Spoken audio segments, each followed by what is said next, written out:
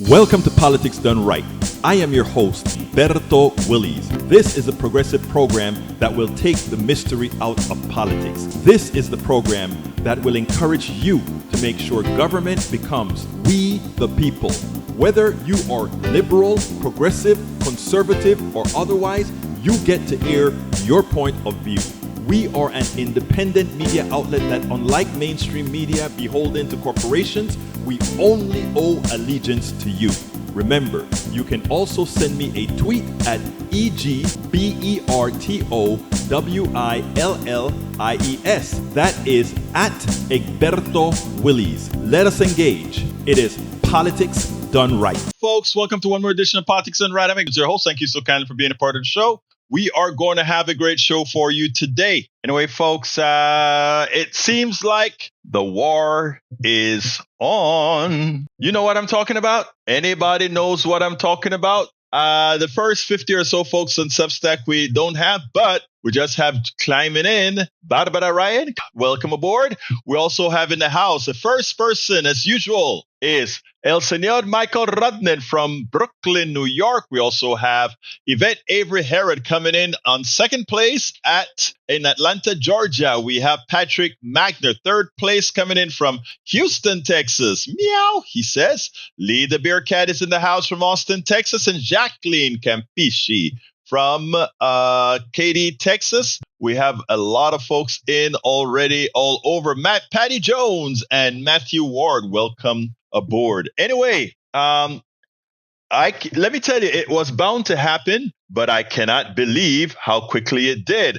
Marge KJ, Elmo Musrak, and Mount Fortin Felon fighting. Yeah, and it's real. You know, did you see the last tweet? I mean, look, I hate to just put this out there like that, but the last tweet said, do you know why they didn't release the Epstein information? And so he says, because Trump is on it. You think Trump's going to sue Elon Musk for saying that he is in the documents? I don't think so, because he's likely in the documents. And if he's sued when they have discovery, the documents will show that, Donald Trump had a good relationship with Epstein, but we don't need to be talking about that. We want to be talking about, how Trump get away with everything, but we want to be talking about the big bad bill. They're trying to take your mind off of all this stuff, right? They're bringing up 12 countries that we're no longer going to allow people to come to the United States from. Then we have the fight between Donald Trump and Mr. Musk. Is it real? I think it's real. But could it be a offset as well? It could be too. I don't know. But it's funny. It's funny. But Elon Musk is having fun out there. Let me see if I can, before we get started, let me go ahead. Welcome, Mike Cisak, our largest promoter of evil. Mike Cisak, my brother. How are you doing? Are you okay? Are you enjoying your two people going at each other's throat? Are you? I don't know. You probably are not, right? I am going to Musk's account right now, and you can see what Elon Musk is doing right now. He's starting to really get under the brother's skin, right? It's a ruse. Anthony, what do you mean by it's a ruse? Tell me in what way? In the way I'm saying it, or in some other way? Let me hear what it is. Elon Musk has a new thing out now. Is it time to create a new political party in America that actually represents the 80% in the middle? That is out of that. I mean, he's hyperventilating. I think Elon Musk is currently high on something. But that question that he put out there, it has 1.2 million people who have already. I am sorry, guys. I think this is funny, to watch how these guys, these two guys go at each other now. But, we have a great interview that I want you guys to listen to. But beforehand, let me see if I get anything to read from anybody. Anthony DeFranco says, finally revealed the Biden crime family's FDR connection. Raised taxes on billionaires, funnel the loot into Pell Grants and 30-year mortgages. Repeat until Americans can afford a future. Love that. Love that. Carl Cox says, Trump and Musk, two megalomaniacs who can get along with each other, who cannot get along with each other. Is Elon suffering from TDS? What is TDS again? I don't know. But Mike, I guess you can figure out people who are being ironic and having fun with legacy line media. No, we're not. We're going off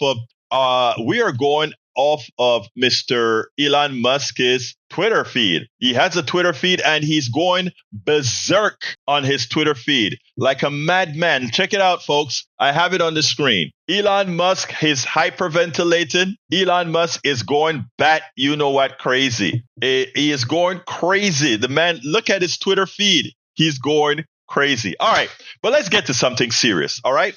I just wanted to have a little fun in the beginning because, it's always fun to see this. Egberto, TDS is Trump derangement syndrome. Why couldn't I figure out? It's better referred to as Trump amnesia or Trump fatigue, as people can't keep track of all the Trump scandals. Oh, yeah. Trump derangement syndrome.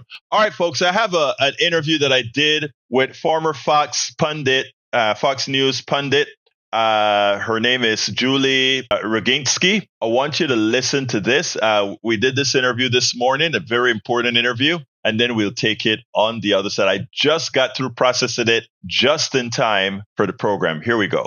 Welcome to another edition of Politics Done Right on Egberto Off the Record. Today we are honored to have political consultant Julie Roginsky. I hope I got that name right. Did I get it right? You did get it right. Very good. Well, look, Julie, let me tell you, I got an article from you titled, "What the Hell is Going On with Trump KGB Stories?" Folks, for any one of you who know the great stuff you can read here on Substack, that is an article that all should read. More importantly, I'm going to put a link to it later on in the subsequent blog that I write for this program. But Julie, you hit something that was so important in that article. Yes, we like to hear about the KGB and Trump, etc. But the issue is what the mainstream media did. It just went poof. Talk to me about it. Yeah. Well, let me just summarize that article because I think it's important to put that in context as to what the mainstream media did. There was a former KGB agent, and this part is proven. This man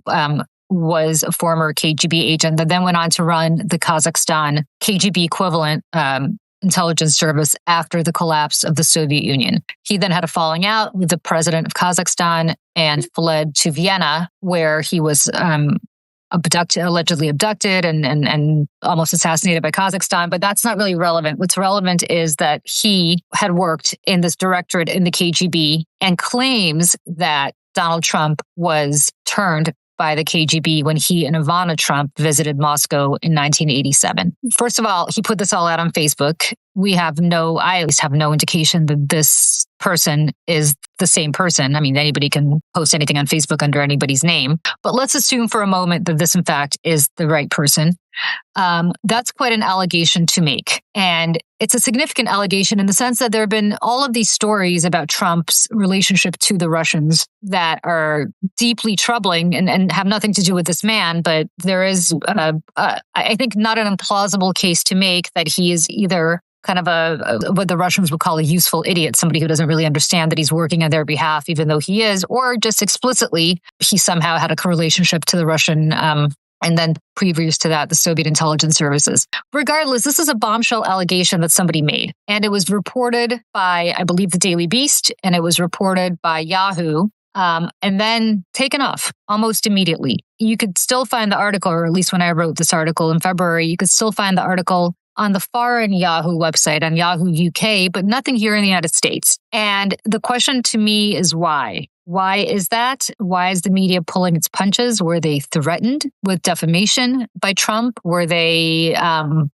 otherwise threatened somehow because all of these news outlets are now owned by much bigger entities than just the Daily Beast and Yahoo? So the Daily Beast is owned by a private equity firm that has tremendous ties to Trump. The Daily Beast is owned by Barry Diller, who has been an outspoken Trump opponent, but nevertheless, were their business interests threatened? Like, why did the story go away? And it's very fascinating to me that nobody has focused on that element of the story, irrespective of what the allegations of the story said and did. Now, interestingly, I think the story as written, as you wrote it, quoting a lot of other sources, give credence that somehow Donald Trump may have been involved in some compromise. But whereas we normally find that when these allegations are made, we can take a look at how Hillary Clinton minor infractions were handled by the mainstream media, how it was overplayed, etc. And somehow when it comes to Trump, this very flawed person that commits, we know definitively a whole lot of crimes.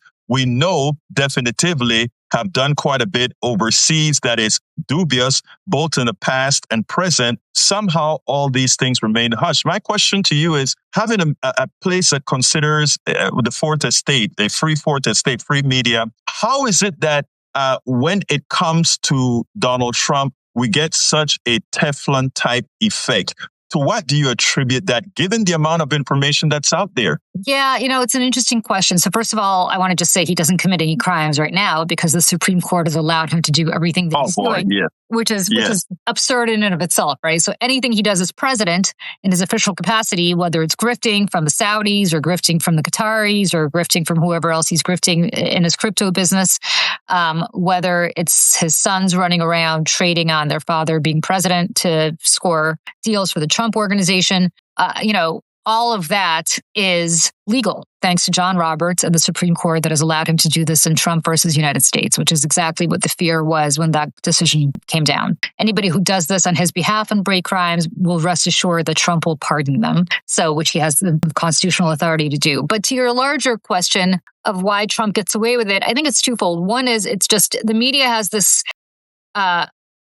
belief that, this is just Trump being Trump. And the reality is I have lived in the New York media market for most of my life. I used to work at Fox News where I would see Donald Trump every so often. He has declined precipitously. If you have followed Donald Trump over the last 45 years and he's been in the public eye, and if you knew him even 15 years ago or 20 years ago, as I did, I would see him periodically. You see that he's not the man that he was back then. I'm not suggesting he was ever mentally stable, but I am suggesting that as he got older, I think that decline has been more precipitous. And yet you are seeing books being written about Joe Biden's decline in office and what a cover-up that was, where all of this is happening in plain sight. And what is happening, and I think Mike Johnson, the Speaker of the House, inadvertently hit the nail on the head where he was asked about Trump's grifts. He said, well, this is all out in the open. Everybody can see this for themselves. And so the media somehow doesn't think they need to investigate any of this because it's all out there for all of us to see. This is not some Pulitzer they're going to be winning as an investigation piece. That's a huge, huge fail on the part of the mainstream media in which I have worked for decades. I mean,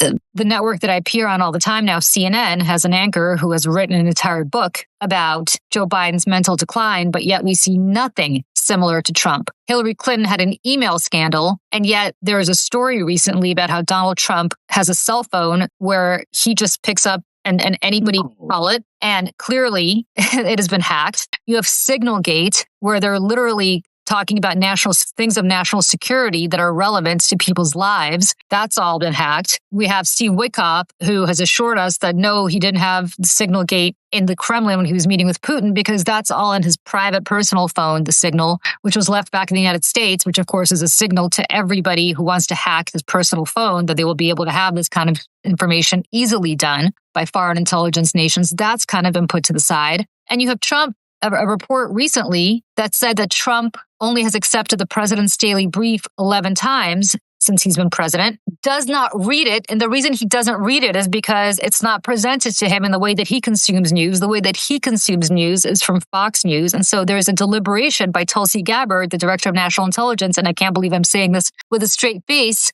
that they might want to hire an existing Fox News anchor and a Fox News producer to read the president's daily brief to him as though it is being read by Fox and Friends, and then he'll consume it. Now, I worked at Fox News, so I could tell you there's not one person at Fox News who should be able to have access to the most classified intelligence that our nation has, simply because that's the way Donald Trump wants to consume it. And there's no Fox producer that should have that either. And yet, this is actually a story that has been written, and this is apparently under consideration. Where are those stories on the front page of the New York Times every day? We have a deeply mentally compromised president who apparently does not read and who has a private cell phone, which The Atlantic wrote about at length, which anybody can call who has the number. And if he doesn't recognize the number, he picks it up anyway, because apparently it's exciting to find out who's on the other side of the phone. All of this is crazy. And it's a private phone, and I'm sure that phone's been hacked as well. But that's just Trump being Trump, right? The media just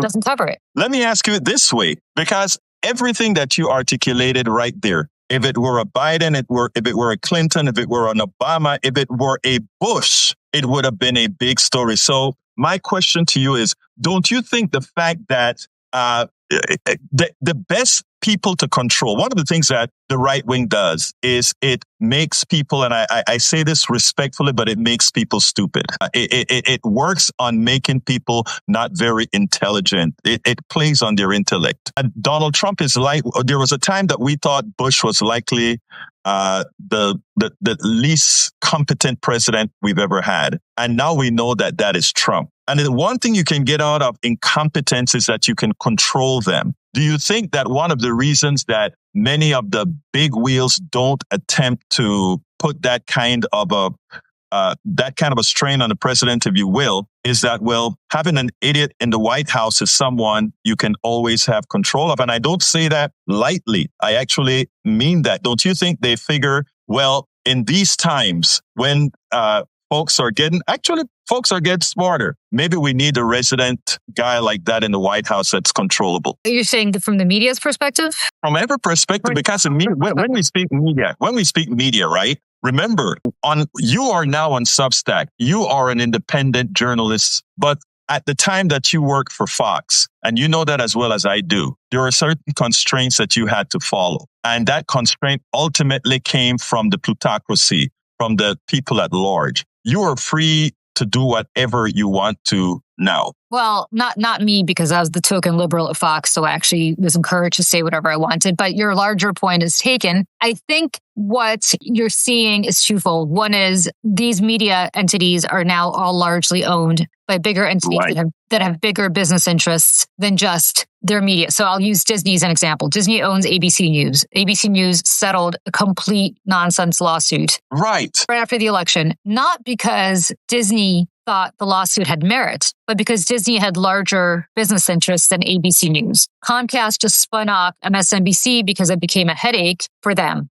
CNN is owned by Warner Brothers Discovery, which has much larger interests than CNN. And I could go on and on. Obviously, CBS is about to bend the knee to Trump in a horrible way because... I want you to elaborate on that, because that is, of all of them, I think that's the worst. Because I think of all of these discussions with paying up to Trump, the CBS issue is the worst. So why don't you explain to the audience a bit about what's going on there? So what happened at CBS was absurd. 60 Minutes ran a interview with Kamala Harris. 60 Minutes runs interviews with presidential candidates every cycle. They offered the opportunity to Trump. He said no. They had an interview with Kamala Harris that they edited. And I can tell you, having worked in television, you always edit interviews. You probably have several hours of the interview that you have to condense down into whatever the segment length is, whether it's an hour, half an hour, whatever time they gave her. Hell, I've edited one of the segments you did on Fox News. I don't know that they ever edited my segments because I'm saying I have edited a segment that I did on Fox News. Okay,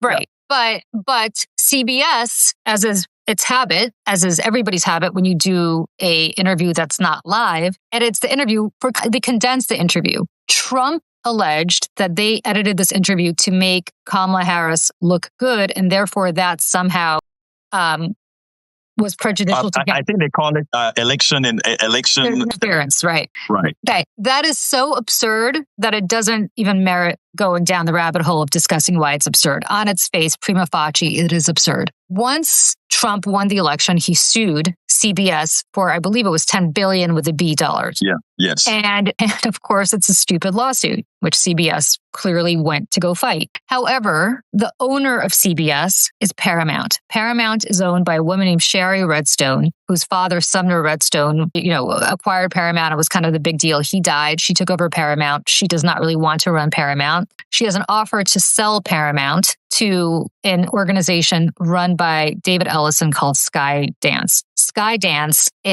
wants to acquire Paramount. She wants to sell it, but it has to be blessed by federal authorities. The merger has to be blessed by federal authorities. If this deal goes through, Sherry Redstone net worth will go up by billions of dollars exponentially. So it is in her interest to sell. The Trump administration has made it very clear. I mean, this is as clear of a bribe as you can possibly make. This is not the press has been focusing rightly on how this affects the freedom of the press. They have not been focusing as much on the fact that Donald Trump is using the federal government so he can make money himself. I mean, this is as clear of a extortion, as clear of a blackmail enterprise as you can possibly find. And yet, because he's doing it as president, it is not illegal. So Trump has held up this merger until CBS settles on the stupid Kamala Harris lawsuit. You had the president of CBS resign as a result of this happening. You had the head of 60 Minutes, a story producer of 60 Minutes resign. You have had journalist after journalist who works at CBS, these storied people who have resigned. I know people who are tippy top at the head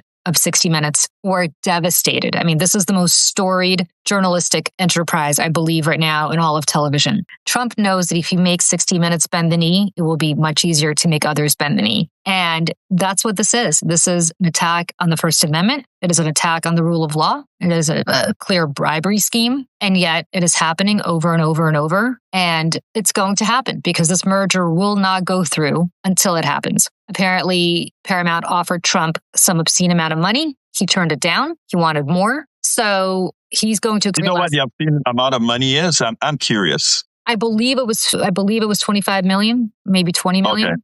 Okay. Mm-hmm. He said, I believe it was 20 and he wanted 25. It was he clearly wants to just humiliate them. But and don't forget, he wants 10 billion. That was the original demand. So what this is effectively doing is sending a message both to the media that if he can break 60 Minutes, he can break anybody. And he's probably right about that. And it's also sending a message to anybody else that it's like the mob, right? There is a vig to be paid to do business in this country. And if you want the federal government to approve your mergers or to give you full grants or to do anything that the federal government does, which is a lot, not to audit you, not to create tax problems for you, you have to bend the knee. I mean, the next reckoning that's coming is Elon Musk. I actually have a Substack newsletter ready to go on that in the next hour or so, where it's obvious that Musk and Trump are in the early stages of a divorce. It's not going to work out well for Elon Musk because no matter how rich he is, his business is entirely dependent on being in the good graces. He's actually on the you-know-what of the government. He's on the government dole. Oh. All of his enterprises, Starlink, Tesla, and SpaceX, all of it. All of it. But, circling back, having the resident you-know-what in the White House, being able to bribe his way out, etc. Don't you think, and this is now a critique on the mainstream media, not on independent media, the mainstream media, don't you think, though, that Donald Trump has really become what he uses the word. He's actually a result of their own dereliction for not covering him up in the beginning. No question. I mean, he was so good. I can tell you because I was working in mainstream cable news at the time. He was so good for ratings that they would take his rallies live. And it didn't matter what he said. They took him live. They did not take Hillary Clinton live. They did not take any of his primary opponents live. They did not take Bernie Sanders live all the way through. But they would break into their programming to take him live because he was just so entertaining. And, I'll never forget Les Moonves, the now disgraced head of CBS. I know the statement you got to make. Had this line, right? It may be bad for the country, but it's good for CBS. Well, yes, congratulations, because what's about to happen to CBS? But was it good for CBS amazing. At the end? No, it wasn't. No, you just nailed what I was about to say. Our corporatocracy is so short-sighted. Just for the next quarter, he's great for the next quarter. But look at what we're going to have to live through, the destruction that we're going to have to live through in the country, from tariffs right back to a debt that's going to be out of control, all because it was good for that quarter. I keep going back to the Moonves quote because we just talked about CBS and how CBS is about to, just be destroyed as a result of Donald Trump's presidency. So it wasn't ultimately good for CBS. It wasn't good for the country, and ultimately it was terrible for CBS. I look at this really as Trump voters having the same issue, right? They thought he was going to be good for them. They're about to lose everything. I mean, all of these deep Medicaid cuts mostly affect per capita. I'm not saying more broadly. There are more people who live in California, obviously, who are going to be more affected, but per capita, Louisiana and Kansas and West Virginia, it's going to be astronomical. And all those states, Kentucky, all those states voted for Donald Trump. You go further and you look at the fact that rural hospitals are closing. Well, rural voters voted for Donald Trump. Over and over and over again, inflation is going to hit much harder for people who voted for Donald Trump. And all of this is of a piece with, it may not be good for the country, but it's good for CBS. Well, no, it didn't turn out well for CBS, and it didn't turn out well for Trump voters either. They're about to find out. They're about to find out. You know what else, Julie? Because you talk about how it's going to affect those who are going to lose their Medicaid, some of the Medicare when the because sequestration is going to occur because of the level of debt that they're adding. So all of that is going to occur. But here's the secondary thing that's going to hit. All those hospitals that close, those people made a lot of money. They went to restaurants. They went to all these local businesses, and all of that money has now or will now evaporate. So it's not just the poor people on Medicaid who are going to lose out. It's the business persons who depended on the doctors who took care of those people, who depended on the nurses and the higher paid wage people that could go to their restaurants. No more. Look at all these small business owners who will be going bankrupt because of these tariffs, right? Yeah. As of a couple of weeks ago, there were no ships headed from China to the port of Los Angeles, which is the first port of Los Angeles, and the port of Long Beach, and the port in Seattle, which are the three ports that are the first ports of entry for anything coming from Asia. That's not just them. That's the longshoremen. That's the truckers, which are the Teamsters, right, who refused to endorse in this last primary. Right. That's the Longshoremen's Association, not the ones on the West Coast, but the ones here on the East Coast. Mm-hmm. They endorsed Trump. And all of a sudden now, the head of the longshoremen, who was just effusive about Trump, is saying, this is not what we voted for. Well, yes, it is what you voted for. He actually was going to do. All the small business owners who are not getting their supplies, who are not getting their parts, who are going to be paying, inflation's going to go through the roof. All the people who want to buy back to school clothes for their kids and binders and backpacks, all of which are made in China or made in Vietnam. Well, guess what? You'll be paying more. Christmas is going to be really, really, really painful. Mattel, which is a toy maker, effectively said so. Nike said so. He's going after Tim Cook at Apple. Well, you want to buy a new cell phone? You want to buy a new iPhone? That's going to cost you more. Oh, and that's not being paid just by Kamala Harris voters. That's going to be paid by everybody, including people who are deeply committed Trump voters. Again, they thought it was bad for, this was kind of, I want to own the libs. It's going to be bad for the libs. I want to own the libs. You're going to vote for Trump. It's going to be, well, you didn't own just the libs. You did that too, but you also owned yourself, much like Les Moonves, who's no longer at CBS,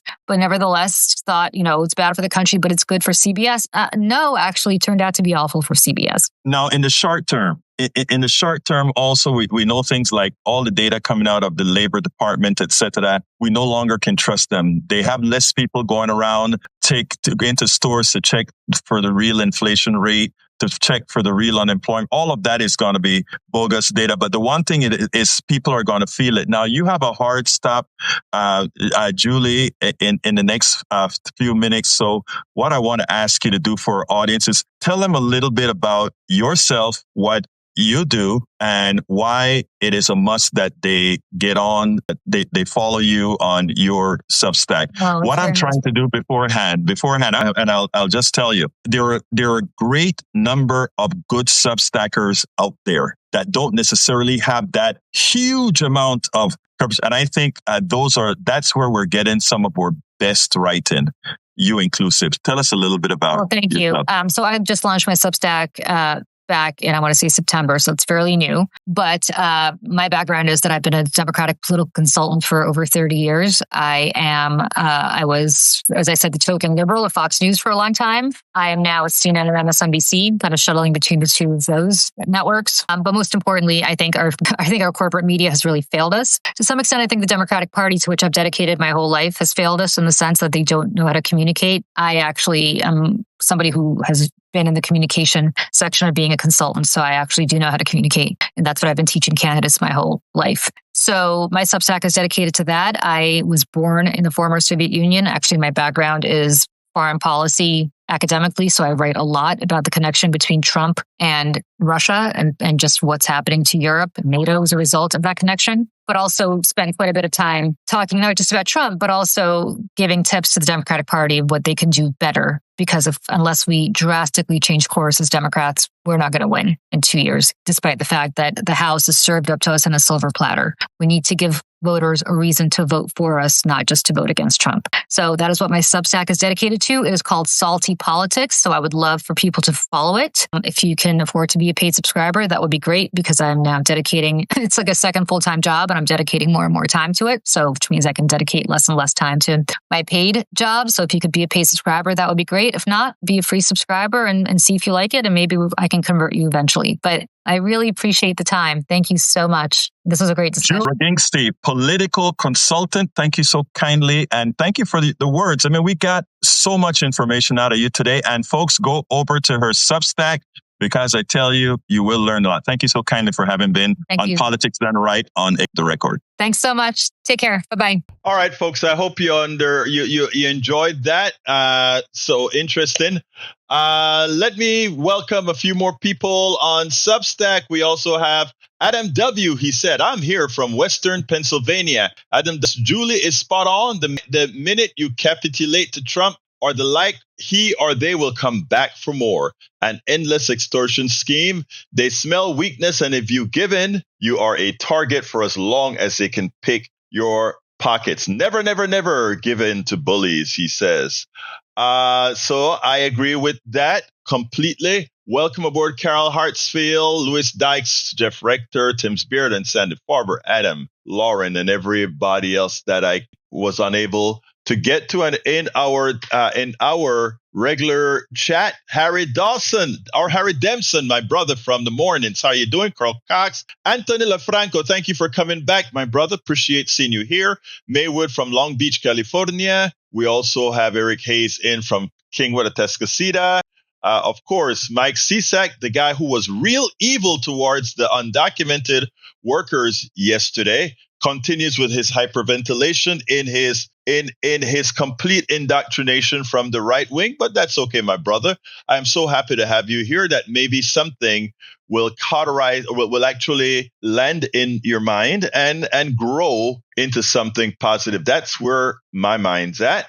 As well, we have Yvette says, great interview. Thank you, Yvette, for that. What else have I got, or what else have I missed? Harry says, as we both know, convicted felon President Donald Trump did not sign an executive order to travel ban Europe countries, only Black and Asian countries, and discriminate against them. Yes, we know that Trump is at minimum a white supremacist adjacent, but I think he's actually much more than that. Michael Randon says, no more appeasement for fascists. I agree. We should never appease fascists. Ever, ever, ever. I am with you 100%. Alice Aaron Dreams from Summerwood is in the house. Welcome, Alice Aaron Dreams. Hey, Anthony, I forgot where you told me you're from. I like to kind of call out where people are from. Anyhow, let's see what else I have. Anybody else has any commentary? Please feel free to give it a call. I mean, to put it in the chat, or give me a call at 281-823-7747. Again, 281-823-7747. Tomorrow, I am supposed to have a quick 5-minute interview with Tom Hartman, and maybe I'll do Laguna Beach. You did tell me that. Laguna Beach, California. Welcome aboard. All right. Eric Hayes. Yes, Supreme Court rules unanimously in favor of straight Ohio woman who claimed discrimination. And why did they rule unanimously? Because she was discriminated against. And that's what we want. We want no one to suffer the indignity of discrimination. And by the way, they call it reverse discrimination. That wasn't no reverse discrimination. That was just outright discrimination. I don't even know what the hell reverse discrimination means. I don't know what that means, because what you guys try to name it makes no sense. Steigen, Bergen Creek, welcome aboard. Hey, where are you from again, Steigen? I don't think I ever saw where you're from, or if I did, La mente sometimes forgets. All right, the other subject that I wanted to talk about today is AOC endorsed in Washington, and I'm happy for her endorsement. She endorsed Mandani, which Portland. Yeah, you did tell me that. I know. I remember now. Portland. She did endorse Mamdani, which I think is great. She's breaking the silence. She says, Alexandria Ocasio-Cortez is a once-in-a-generation leader who has led the fight for working people in Congress. In 2018, she shocked the world and transformed our politics, and I was the first one. No kidding. Go to my website. I have the video. I was the first one to tell Ocasio-Cortez that she was going to beat the speaker in waiting that she beat. First one. Check out the video on my. Actually, it's the first video. It's an introductory video to my YouTube. Uju M says the travel ban for every country in response to the Egyptian national who carried out the attack, except Egypt, reminds me of how the Bush administration invaded Iraq for 9/11 when it was the Saudis who carried out 9/11. What a congruosity. You're so right, Jew. Think about that. You blame everybody else, but you go fly all the family of the Saudis back to Saudi Arabia, you put them on a 747 and throw them out of the country to save them, right? And Trump is doing the same thing. Good observation, Uju. Great observation, actually. All right. We have Luis Dyke says, Luis D from New Orleans. Hey, I found you today. I will be back. Hey, Luis, I am coming to New Orleans for the Netroots convention in August. So I'll be doing the show directly from Radio Row at the convention center in New Orleans. For Netroots, we'll be coming live with you. We will be coming live to you directly from there. So maybe we can meet in person out there. Let's see what else we have. I was earlier telling you guys about the little skirmish that Donald Trump is having with El Señor Musk. So this is what Donald Trump had to say about the guy that he used to worship and would jump up on the stage with him all when he's high. Donald Trump says, Elon was wearing thin. I asked him to leave. I took away his EV mandate that forced everyone to buy electric cars that nobody else wanted, that he knew for months I was going to do. And he just went crazy. That's what Donald Trump put on Truth Social. Hey, Mr. CSAC, you see what your Führer did to his best friend? What do you think he's going to do to all of you guys in MAGA that you don't even have money to pay him off? Look at how he threw his buddy to the curb. But that isn't worse. Let me tell you what else he said. He said, the easiest way, this is from Trump now on Truth Social. Listen to this. The easiest way to save money in our budget, billions and billions of dollars, is to terminate Elon's governmental subsidies and contract. I was always surprised that Biden didn't do it. Do you know that the biggest welfare recipient, one of the biggest welfare recipients in this country is in fact Elon Musk? Because all his businesses are not competitive businesses. They're dependent on the government dole. So as he's there cutting the government, as he's there closing down agencies, he's making money. The other thing that is starting to piss him off is he may not get the FAA contract, right? I mean, he probably didn't pay off Donald Trump enough, right? Because all you got to do is give Donald Trump, buy a couple of $1 billion of Bitcoin, not Bitcoin, the Trump coin. Hey, and you can get whatever you want. Come on, folks. Come on, folks. So again, well, I want to show you the what do you call it? Dissonance.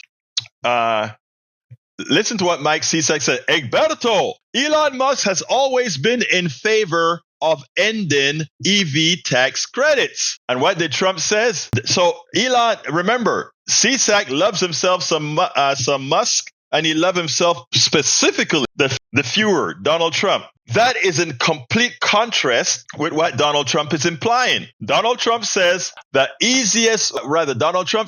Elon Musk was wearing thin. I asked him to leave. I took away his EV mandate that forced everyone to buy electric cars that nobody else wanted. I was going to, and he went crazy. Who do we believe? Donald Trump or Elon Musk? Who do we believe, CSAC?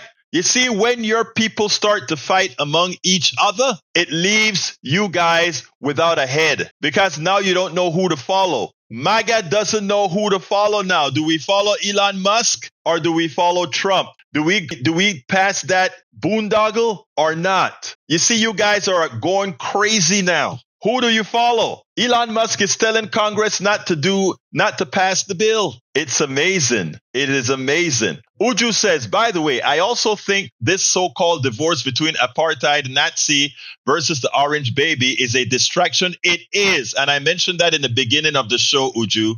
Musk stole our data and has given it to Palantir, who will now use their power to build a database for government to create a Chinese-type system of a social credit system. I encourage everyone to Google social credit system, which I did. It is antithetical to the achievement, the American dream. Anyway, please don't let the distraction make us lose focus. We're not going to. They understand the attention economy. Playback is what Putin did in Russia in the beginning days of taking power. Let me just let you know that I went ahead and pointed that out in the morning program, and I pointed it out in the beginning of the data as well. And Anthony LeFranco corroborates what you're saying, Uju, by saying stolen data is what he wanted. Stolen data is what he's wanted. The funny thing about it is I don't even know if Trump realizes that quite yet, because Trump is only Trump doesn't have any thinking skills. So I don't know how much of that is going to be, right? So there we go. All right. By the way, folks, the telephone number 713. I'm sorry. That was the morning phone. 281-823-7747. 281-823-7747. As we all know, the Democratic Party is going through its things right now. But today I was listening to Basil Smikle on MSNBC, and he made a statement that said the following, and I want you guys to hear this because I wrote him directly. Hey, Patrick, great to have you here. Hold 1 second. Let me just read something from Basil Smikle. Absolutely. Basil Smikle said the following, because a lot of people are saying, well, Republicans continue to win even as their policies people hate. And the Democratic Party is trying to change itself into a party that wins. I think if they want to turn themselves into a party that wins, they need to start looking at the people who win, both the Trump vote and the progressive vote. And there goes Alexandria Ocasio-Cortez and many others like her. But anyhow, this is what Smikle said. I do not want a Democratic Party to say, in an effort to get back these voters, we have to stop doing everything that made us Democrats in the first place. Because if that happens, you lose me, and I promise I'll take people with me in the process. I couldn't have said it any better. Anyway, Patrick, what's up? Oh, I was just going to, the Trump-Elon thing is probably a bit of a distraction, but it probably is real because they're both narcissists, and narcissists can't compete with each other for attention. But Elon, no matter what is in that bill, he's going to be fine. Several investigative journalists have analyzed the tariffs, and they came up with a correlation that a lot of the tariffs were reduced or completely taken off after countries wrote a contract with Starlink. Interesting. That is so. Those tariffs were used to force underprivileged countries to write contracts with Starlink. Is that a fact? Because now that puts this feud in between these two thugs. It actually puts that feud in a different context, right? Yes. There's several journalists that have picked it up already. I don't know if it was syndicated or if they came up with it independently, but it's going to be rolling out in the next few days. Okay, send me the link that you got. And by the way, Saturday. Yes, yes. And by the way, we need to talk tomorrow about Saturday, man. Okay. Yes, sir. I'm looking forward to it. All right, buddy. Anything else you want to add? No, sir. Have a great day. You too, my brother. You too. Anyway, folks, that was the one and only Patrick Magner. Anyway, folks, so yeah, look, as Uju said, as Anthony LeFranco points out as well, this is a distraction. But you know what? I think a part of this distraction, framed the right way for some in MAGA, is a good thing. We're not forgetting about the bill that's going on Eric is asking if we're going to have Ask Egberto Saturdays. We're not doing Ask Egberto anymore. We're doing all our paid subscribers will have a Substack Live by the way, I gotta send a message to our good friend. Let me see if she's in today or not. If she's in today. Anyway, folks, Brother LeFranco, talk to me. Okay, I'm here. I would move further in the conversation about does Trump win in 16 or 24 without Fox propaganda? No. The answer is no. A definite no. Okay, but of all the conversations we have about what the Democrats could have done, and Joe could have been a one-term president, smartly handing it to Kamala, all of the type of talk we could go into, the reality is what never seems to get addressed is in American media creating the narrative for our political picture, our government. Wait a minute. You kind of dropped out a bit there. Who's creating the narrative? A propaganda network. You're absolutely so. And absolutely, that is an absolutely true statement.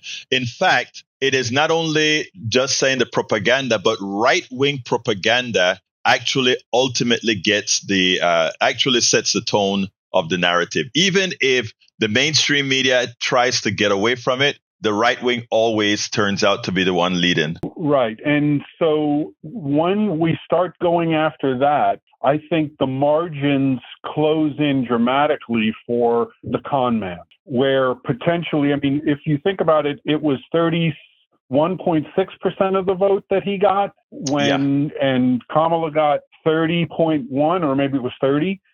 Yeah, they're just a point apart. Less than a point. So a tiny difference. But without propaganda on a daily basis being spewed to America, I think there's a different result. I'm saying, why is it that our legislators, our activists don't get after what Fox is doing? Let me tell you, first of all, the ones that do get after what Fox are doing, and I count myself in that group that does that, we don't have enough market penetration, right?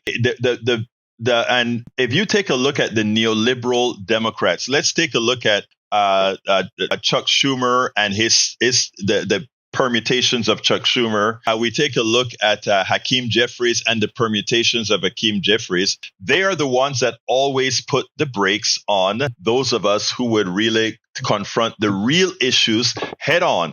I don't know if you remember, just as an example, I don't know if you remember just about when we were at the latter stages of the Affordable Care Act, when it seemed like the public option was going to be, we lost everything except the public option was still a possibility. And it wasn't that, and I've said this many times on my program, our problem isn't Republicans. Republicans are a minority. Our problems are always neoliberal Democrats, because they're the ones who get together with Republicans to screw the middle class, including screwing MAGA. But it's a hard thing to explain because they've done the ideological. Have you ever read the Powell memo? I've heard of it. No. Let me ask. So what you're saying is the combination of what the conservatives want and what the liberal Democrats won't get on that train, won't toe the line for Democrats. That's what causes the biggest problem. Right. What I'm saying is there are yes. If you look at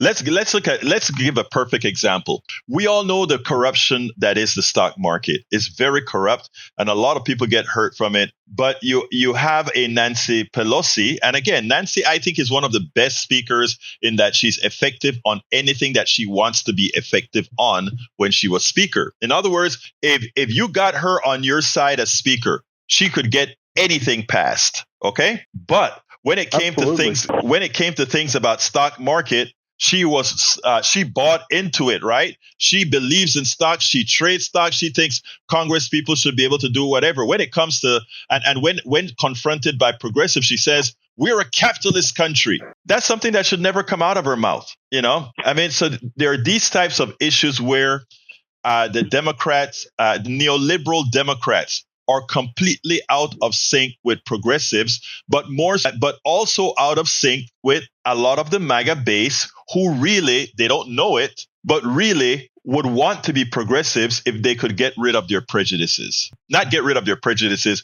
but attenuate their prejudices. Go ahead, brother. Yeah.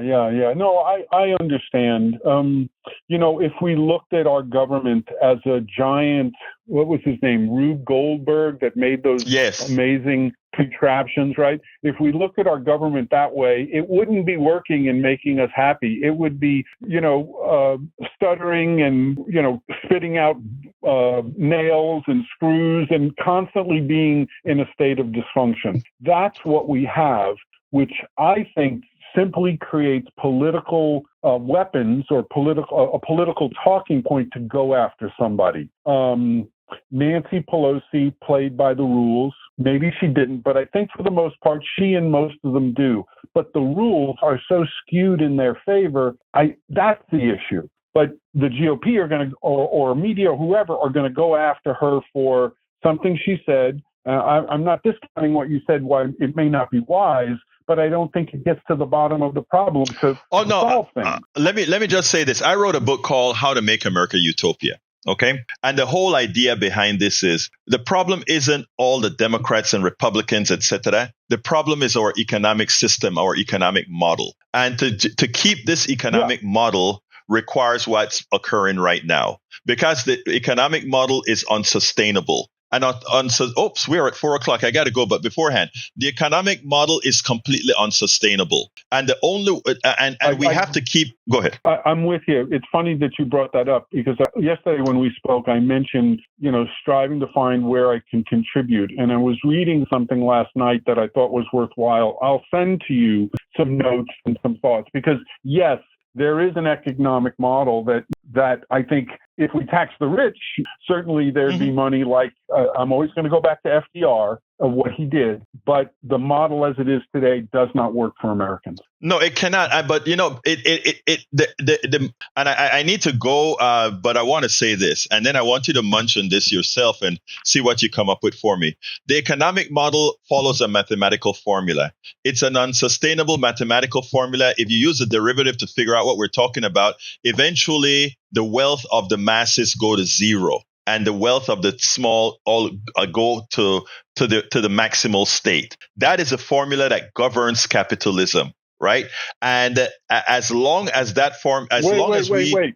I think did you say that backwards, or I maybe I misunderstood. You're saying the model means eventually the wealthy will have nothing and the poor will have everything. I think that's no. I said the opposite. Eventually, we will have nothing. Okay, good. And the wealthy will have. Again, it's a derivative as far as because it approaches zero, right? So again, and that's where we're heading. So what I'm saying is all of this is grown onto the fact that we have a tendency to believe that wealth is divine. In other words, if you make a product, you can make a humongous amount of wealth and it's yours, not realizing the effect that others have in generating. Well, it's too complicated for me to talk about now. You're on the right track. I'll send you a little note. Where it goes back to is the Pope in like 1042, right? That's what it goes back to. And that's how we are, I think, where we are today. I'll send it to you. You've got business to do, my friend. Thank you, brother. We'll talk, and thank you for calling in. All right, folks, let me just say this. Please support the program. You can support the program by going to politicsdoneright.com/newsletter and becoming a paid subscriber. Right now, that is what we need. A whole lot of paid subscribers for that coffee a month that we're talking about to keep this stuff going. And as you can see, everybody has agency in Politics Done Right. Even those folks that disagree with us, look in our different chats and you'll see it. Everybody has agency in this program, something that you can't get from many of the other Substackers, something you won't get.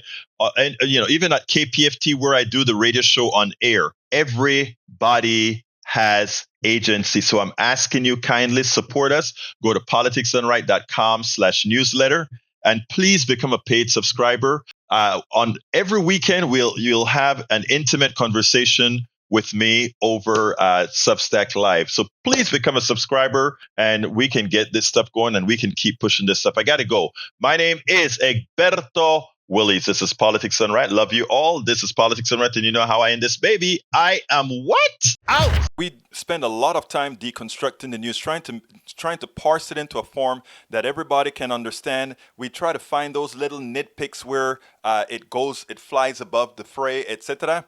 If you really like these videos that we do, I want to ask a big favor. Please go ahead, number one, subscribe to our channel, and number two, please join if you can. Thank you so kindly for watching. Keep watching. Please remember to share. We must populate the entire internet with our progressive message, a message that we know is what most Americans say that they want. So help us, please join.